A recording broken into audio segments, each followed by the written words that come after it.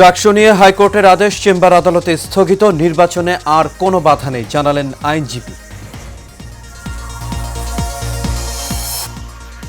বিএনপির ৪৭তম প্রতিষ্ঠাবার্ষিকীতে নানা আয়োজন, বহুদলীয় গণতন্ত্র প্রতিষ্ঠা করেন জিয়াউর রহমান, বললেন ফখরুল।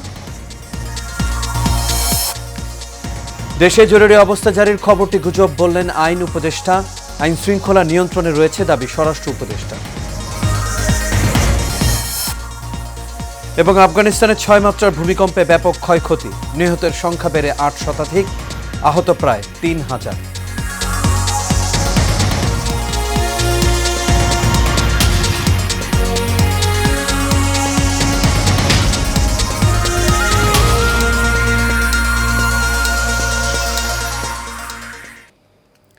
সবাইকে স্বাগত এশিয়ান নিউজে। দর্শক, পুরো সংবাদ জুড়ে আপনাদের সঙ্গে আছি আমি আনোয়ার রাজা। তখন শুনছিলেন বিআরবি কেবল ইন্ডাস্ট্রিজ লিমিটেড সংবাদ শিরোনাম। এবার চলে যাচ্ছে পুরো খবরে। তুমুল নাটকীয়তার মাঝে ডাকসু নির্বাচনে স্থগিত করে হাইকোর্টের দেয়া আদেশ স্থগিত করল চেম্বার আদালত। দুপুরে ঐক্যবদ্ধ শিক্ষার্থী জোটের জিএস প্রার্থী এস.এম. ফরহাদের প্রার্থিতা বাতিলের চ্যালেঞ্জের শুনানি শেষে হাইকোর্ট নির্বাচন স্থগিত করলেও ১ ঘণ্টারও কম সময়ের ব্যবধানে সেই আদেশ স্থগিত করেন চেম্বার আদালত। এই নির্বাচন পরিচালনা ও প্রচারণা কার্যক্রমে আর আইনি কোনো বাধা থাকল না বলে জানিয়েছেন আইনজীবী। ওয়ালিদ সিদ্দিকীর রিপোর্টে বিস্তারিত।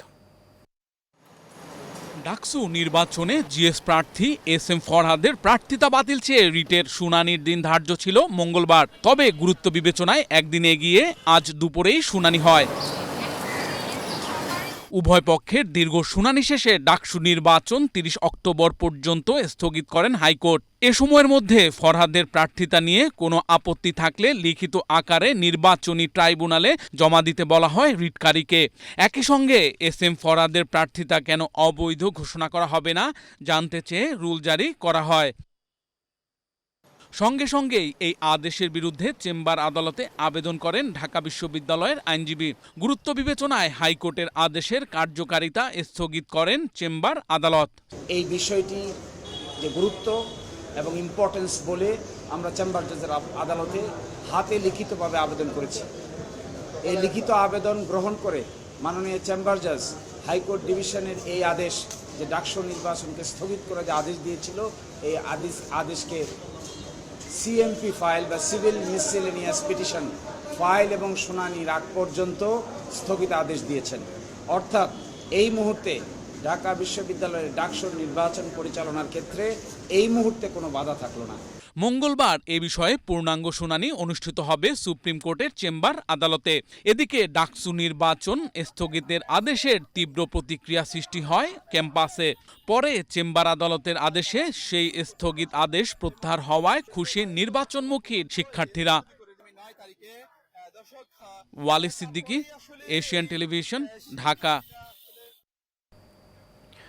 ডাকসু নির্বাচনের মধ্য দিয়ে দেশের রাজনৈতিক অপসংস্কৃতি থেকে বের হয়ে আসবে বলে মত সাধারণ শিক্ষার্থী সহ প্রার্থীদের। তবে ছাত্রদল এবং ছাত্র শিবিরের অভিযোগ, নির্বাচনকে ঘিরে অনলাইনে ছড়ানো হচ্ছে বিভিন্ন প্রোপাগান্ডা।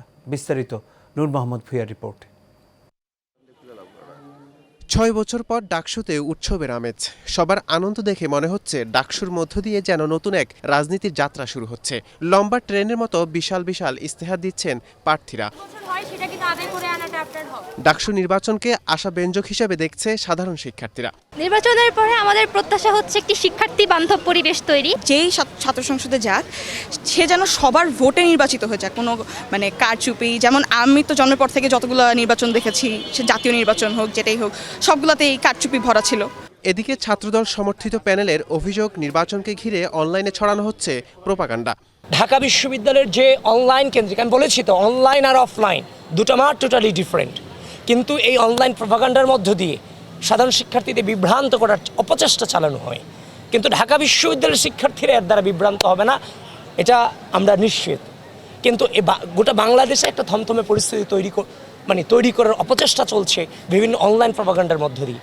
শিবির সমর্থিত প্যানেল বলছে, বিশ্ববিদ্যালয় প্রশাসন ব্যবস্থা না নিলে নির্বাচন শঙ্কামুক্ত হবে না। এই সব মিলে আমরা শঙ্কিত। বিশ্ববিদ্যালয় প্রশাসন যদি কোনো ধরনের ব্যবস্থা নিতে না পারে, নির্বাচন কমিশন যদি ব্যবস্থা না নেয়, তাহলে সামনে যে নির্বাচন, সেই নির্বাচনে কতটুকু সুস্থতার সাথে নির্বাচন পরিচালনা করতে পারবে সেটা নিয়ে আমরা আশঙ্কা অনুভব করছি। নির্বাচিত হওয়ার পর প্রার্থীরা যেন নিজেদের ইস্তেহার ভুলে না যায় এমনটাই প্রত্যাশা সাধারণ শিক্ষার্থীদের। নূর মোহাম্মদ ভূঁইয়া, এশিয়ান টেলিভিশন, ঢাকা। একদলীয় শাসন ব্যবস্থার বিপরীতে বহুদলীয় গণতন্ত্র প্রতিষ্ঠা সহ দেশে বিএনপি রাজনীতি ও অর্থনীতিতে মৌলিক পরিবর্তন এনেছিল বলে মন্তব্য করেছেন দলটির মহাসচিব মির্জা ফখরুল ইসলাম আলমগীর। সকালে বিএনপির ৪৭তম প্রতিষ্ঠা বার্ষিকীতে জিয়াউর রহমানের সমাধিতে শ্রদ্ধা শেষে এই কথা বলেন তিনি। মির্জা ফখরুল এই সময় জানান, বিএনপিকে বারবার ধ্বংস করার চেষ্টা করা হয়েছে, কিন্তু ফিনিক্স পাখির মতো জেগে উঠেছে তারা। আগামীতে জনগণের ভোটে রাষ্ট্র ক্ষমতায় গেলে একটি সমৃদ্ধশালী দেশ গড়বে বিএনপি। সোহাগ মিয়ার ক্যামেরায় রিপোর্ট করেছেন মণ্ডল এনাম। ১৯৭৮ সালের ১ সেপ্টেম্বর শহীদ রাষ্ট্রপতি জিয়াউর রহমান বীর উত্তমের হাত ধরে প্রতিষ্ঠিত হয় দেশের বৃহৎ এই রাজনৈতিক দল বিএনপি। সময় পেরিয়ে দলটির ৪৭তম প্রতিষ্ঠা বার্ষিকী উপলক্ষে শহীদ রাষ্ট্রপতি জিয়াউর রহমানের সমাধিতে বিএনপির নেতাকর্মীদের সঙ্গে নিয়ে শ্রদ্ধা জানান বিএনপির মহাসচিব মির্জা ফখরুল ইসলাম আলমগীর সহ দলটির সিনিয়র নেতারা। এরপর গণমাধ্যমের সঙ্গে কথা বলেন বিএনপির মহাসচিব। অভিযোগ করেন, বারবার বিএনপিকে ধ্বংস করার চেষ্টা করা হয়েছে। ফিনিক্স পাখির মতো জিয়াউর রহমানের আদর্শকে ধারণ করে ফিরে এসেছে বিএনপি। বারবার চেষ্টা করা হয়েছে বিএনপিকে ধ্বংস করে ফেলবার, কিন্তু বিএনপি ফিনিক্স পাখির মতোই প্রতিবার এই আদর্শকে নিয়ে, জিয়াউর রহমানের আদর্শকে নিয়ে, খালেদা জিয়ার আদর্শকে নিয়ে জেগে উঠেছে। ফেব্রুয়ারিতে নির্বাচনের মাধ্যমে জনগণের ভোটাধিকার ফিরিয়ে আনাই বিএনপির এখন মূল চ্যালেঞ্জ বলেও জানান মির্জা ফখরুল। আগামী ফেব্রুয়ারি মাসে, ২৬শে ফেব্রুয়ারি মাসে যে নির্বাচন অনুষ্ঠানের কথা আছে, সেই নির্বাচন অনুষ্ঠান সুষ্ঠুভাবে করার সর্বোচ্চ সহযোগিতা করা, সাহায্য করা। আগামীতে বিএনপি রাষ্ট্র ক্ষমতায় গেলে তারেক রহমানের নেতৃত্বে রাজনৈতিক পরিবর্তন ও অর্থনৈতিক পরিবর্তনের মধ্য দিয়ে দেশকে সমৃদ্ধির দিকে নিয়ে যাবে বলেও জানান মির্জা ফখরুল ইসলাম আলমগীর। জনগণের সমর্থনের মধ্য দিয়ে বিএনপি যদি রাষ্ট্র পরিচালনার দায়িত্ব পায়, তাহলে নিঃসন্দেহে আমাদের নেতা চেয়ারম্যান তারেক রহমানের নেতৃত্বে বাংলাদেশে বিএনপি একদিকে রাজনৈতিক পরিবর্তন ঘটাবে, অন্যদিকে অর্থনৈতিক প্রবৃদ্ধি ঘটাবে। মণ্ডল এনাম, এশিয়ান টেলিভিশন, ঢাকা। দেশে জরুরি অবস্থা জারির খবরটি গুজব বলে জানালেন আইন উপদেষ্টা আসিফ নজরুল। তিনি বলেন, সামাজিক যোগাযোগ মাধ্যমে গুজব ছড়ানো হচ্ছে। দুপুরে সচিবালয়ে রাষ্ট্রপতি ও প্রধান উপদেষ্টার সঙ্গে সেনাপ্রধানের সাক্ষাৎ প্রসঙ্গে তিনি বলেন, সেনাপ্রধান মাঝে মধ্যেই প্রধান উপদেষ্টা এবং রাষ্ট্রপতির সঙ্গে সাক্ষাৎ করেন। আগামী ফেব্রুয়ারিতে জাতীয় সংসদ নির্বাচন হবে বলেও জানান তিনি। ফেব্রুয়ারিতে নির্বাচন করার ব্যাপারে দৃঢ় প্রতিজ্ঞ, এটা আমাদের প্রধান উপদেষ্টা বারবার বলেছেন। নির্বাচন কমিশনকেও সেরকম ইনস্ট্রাকশন দেওয়া হয়েছে, ওনারা সকল পদক্ষেপ গ্রহণ করছেন। তার আগে কিছু বিষয়ে যে মতভিন্নতা রয়েছে বা মতভেদ রয়েছে, সেটা আমরা আশা করি সেটা দূর হয়ে যাবে। সাম্প্রতিক সময়ে ছাত্র, যুব ও রাজনৈতিক নেতা নুরুল হক নুরের ওপর হামলার ঘটনা অত্যন্ত দুর্ভাগ্যজনক উল্লেখ করে স্বরাষ্ট্র উপদেষ্টা লেফটেন্যান্ট জেনারেল অবসরপ্রাপ্ত মোহাম্মদ জাহাঙ্গীর আলম চৌধুরী বলেছেন, এই ঘটনায় আইনশৃঙ্খলা বাহিনী প্রয়োজনীয় পদক্ষেপ নিচ্ছে। আজ সিলেট জেলা প্রশাসকের কার্যালয়ের সম্মেলন কক্ষে সাংবাদিকদের সাথে মতবিনিময়কালে তিনি এই কথা বলেন। এ সময় তিনি আরও জানান, নির্বাচনে সুষ্ঠু পরিবেশ নিশ্চিত করতে সেনাবাহিনীর পাশাপাশি নৌ ও বিমান বাহিনীকেও প্রয়োজন অনুযায়ী কাজে লাগানো হবে। সিলেটের গোয়াইনঘাটে সাদা পাথর লুট এবং দুর্নীতি দমন কমিশনের প্রতিবেদন গুরুত্বের সঙ্গে খতিয়ে দেখা হচ্ছে। জড়িতদের বিরুদ্ধে আইনগত ব্যবস্থা নেওয়া হবে। এ সময় স্বরাষ্ট্র উপদেষ্টা দাবি করেন, দেশের আইন শৃঙ্খলা নিয়ন্ত্রণে রয়েছে। আইন শৃঙ্খলা বাহিনীর দরকার পড়ে না, শিক্ষকরাই, মানে যেহেতু আমার ফাদারও একজন শিক্ষক ছিলেন, মানে স্কুল কিন্তু তারাই কন্ট্রোল করে। আমাদের ইউনিভার্সিটিতে যারা শিক্ষকতা করতেছেন এবং ভিসির আছেন, তারা খুবই যোগ্য এবং খুবই লার্নেড মানুষ, এবং ছাত্ররাও তাদের মেনে চলে। আমার মনে হয় ওনারা এই তাদের যে ছোটোখাটো সমস্যাগুলি আছে, আমাদের এই শিক্ষক এবং ছাত্ররা আলোচনার মাধ্যমে তারা সমাধান করতে পারে। নুরুল উপরে যে আক্রমণটা, এটা খুবই দুর্ভাগ্যজনক। উনি একটা জাতীয় পর্যায়ের নেতা, ওনার উপরে একটা আক্রমণটা খুবই দুর্ভাগ্যজনক, কিন্তু উনি তাড়াতাড়ি সুস্থ হয়ে যাক, আমরা সবাই আল্লাহর কাছে দোয়া করি। জুলাই আগস্টের গণ অভ্যুত্থানে সংগঠিত মানবতাবিরোধী অপরাধের মামলায় সাবেক প্রধানমন্ত্রী শেখ হাসিনা সহ ৩ আসামির বিরুদ্ধে ট্রাইব্যুনালে ১০ম দিনে সাক্ষ্য দিয়েছেন সাংবাদিক ও চিকিৎসকরা। সাংবাদিকরা বলেন 2024 সালের 19 জুলাই গায়েবানা জানাজা ও পরবর্তীতে বিক্ষোভ মিছিলে পেশাগত দায়িত্ব পালনকালে তাদের দিকে গুলি ছোড়ে পুলিশ। তারা সাংবাদিক পরিচয় দিয়ে গুলি করতে নিষেধ করলেও পুলিশ গুলি ছুড়তে থাকে। এক পর্যায়ে ফটো সাংবাদিক আবু তোয়াব গুলিবিদ্ধ হলে তাকে নিয়ে হাসপাতালে যাওয়ার পর সে মারা যান। এই ঘটনায় শেখ হাসিনা, আসাদুজ্জামান খান কামাল ও চৌধুরী আবদুল্লাহ আল মামুনকে দায়ী করেন তারা। এছাড়া জুলাই অভ্যুত্থানকালীন সময়ে বিভিন্ন হাসপাতালে দায়িত্ব পালন করা চিকিৎসকরাও সাক্ষ্য দেন।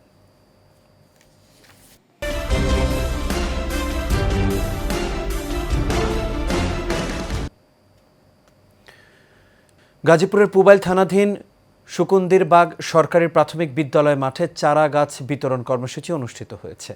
স্থানীয় বিভিন্ন শিক্ষা প্রতিষ্ঠানের শিক্ষক, শিক্ষার্থী এবং সমাজের গণ্যমান্য ব্যক্তিদের অংশগ্রহণে এই কর্মসূচি পালিত হয়। অনুষ্ঠানে বক্তারা বলেন, গাছ ছাড়া পৃথিবী মরুভূমি, বৃক্ষরোপণেই সবুজ ভূমি। তাই শুধু গাছ লাগানোই নয়, এর সঠিক পরিচর্যার দিকেও সবাইকে গুরুত্ব দিতে হবে। অনুষ্ঠানে সভাপতিত্ব করেন গাজীপুর মহানগর কৃষক দলের 1 নম্বর সদস্য ও 39 নম্বর ওয়ার্ডের কাউন্সিলর পদপ্রার্থী মোহাম্মদ নুরুজ্জামান মৃধা। প্রধান অতিথি ছিলেন গাজীপুর মহানগর কৃষক দলের আহ্বায়ক মোহাম্মদ আতাউর রহমান।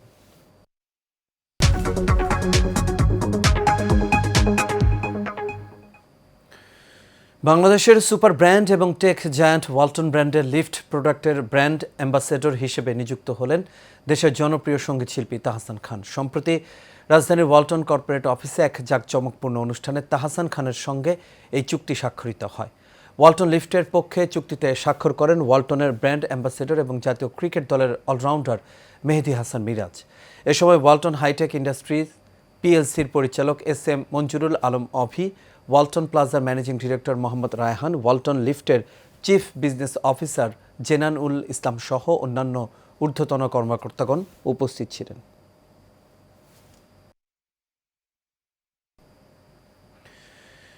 বাংলাদেশে টেলিযোগাযোগ খাতে নতুন মাইলফলক স্থাপন করে রবি আজিয়াটা দেশের প্রথম অপারেটর হিসেবে বাণিজ্যিক 5G সেবা চালু করেছে। দুপুরে রাজধানীতে রবির কর্পোরেট হেড অফিসে আয়োজিত অনুষ্ঠানে প্রধান অতিথি ছিলেন প্রধান উপদেষ্টা ডাক, টেলিযোগাযোগ ও তথ্য প্রযুক্তি বিষয়ক মন্ত্রণালয়ের বিশেষ সহকারী ফয়েজ আহমেদ তৈয়ব। তিনি বলেন, এই প্রযুক্তি জনগণকে ভবিষ্যতের ডিজিটাল বিশ্বে যুক্ত করবে। অনুষ্ঠানে বিটিআরসির চেয়ারম্যান মেজর জেনারেল অবসরপ্রাপ্ত মোহাম্মদ এমদাদুল বারী ও রবির শীর্ষ কর্মকর্তারা উপস্থিত ছিলেন।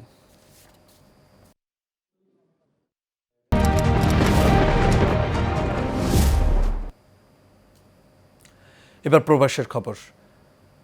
বাহরাইনে শারদীয় দুর্গোৎসবের প্রস্তুতি ও মতবিনিময় সভা করেছে বাংলাদেশ জাতীয় হিন্দু মহাজোট বাহরাইন শাখা। রাজধানী মানামায় স্থানীয় একটি হোটেলে পবিত্র গীতা পাঠের মধ্য দিয়ে শুরু হয় এই সভায় হিন্দু মহাজোট বাহরাইন শাখার সাধারণ সম্পাদক বিষ্ণুপদ দেবের সঞ্চালনায় ও নির্বাহী সভাপতি তারেশ সূত্রধরের সভাপতিত্বে প্রধান অতিথি হিসেবে উপস্থিত ছিলেন হিন্দু মহাজোট বাহরাইন শাখার প্রতিষ্ঠাতা সভাপতি সুকুমার যিশু। প্রধান বক্তা হিসেবে উপস্থিত ছিলেন সংগঠনের সভাপতি অনুকূল দেবনাথ।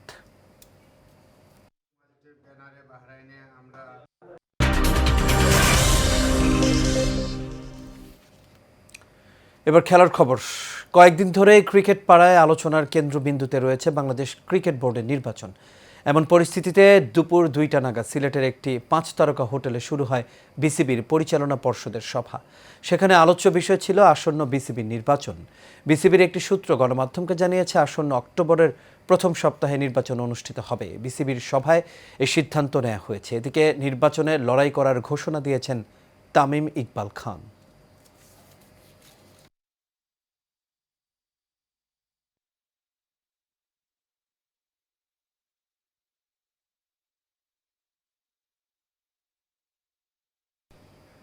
আর এর সাথে শেষ করবে এশিয়ান নিউজ। তবে যাবার আগে বিআরবি কেবল ইন্ডাস্ট্রিজ লিমিটেড সংবাদ শিরোনামগুলো দেখে নেব দর্শক।